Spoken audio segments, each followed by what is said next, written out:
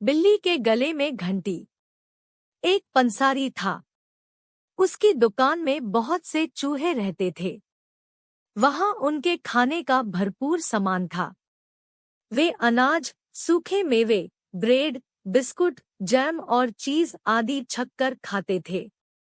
चूहों के कारण पंसारी को काफी नुकसान होता था।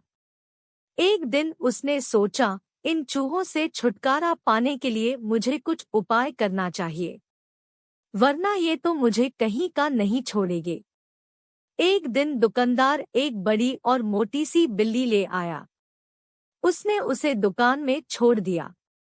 अब चूहे खुलेआम घूम फिर नहीं सकते थे। बिल्ली रोज किसी न किसी चूहे को पकड़ती और उसे मारकर खा जाती। धीरे धीरे चूहों की संख्या कम होने लगी। इससे चूहों को बहुत चिंता हुई। उन्होंने इसका उपाय ढूंढने के लिए सभा की। सबने एक स्वर में कहा, हमें इस बिल्ली से छुटकारा पाना ही होगा। पर छुटकारा पाने के लिए क्या करना चाहिए, यह उस सभा में किसी को नहीं सूझता था। तभी एक होशियार चूहे ने खड़े होकर कहा, बिल्ली बहुत चालाक है, वह दबे पांव बड़ी फुर्ती से आती है, इसलिए हमें उसके आने का पता ही नहीं चलता।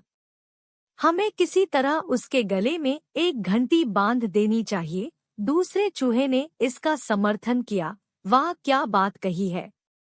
जब बिल्ली चलेगी तो उसके गले की घंटी बजेगी। हम घंटी की आवाज सुनकर सावधान हो जाएंगे। हम इतने फासले पर रहेंगे कि वह हमारा कुछ भी नहीं बिगाड़ सकेगी। सभी चूहों ने इस सुझाव का समर्थन किया। सारे चूहे खुशी से नाचने लगे। तभी एक बूढ़े चूहे ने कहा, खुशियां मनाना बंद करो।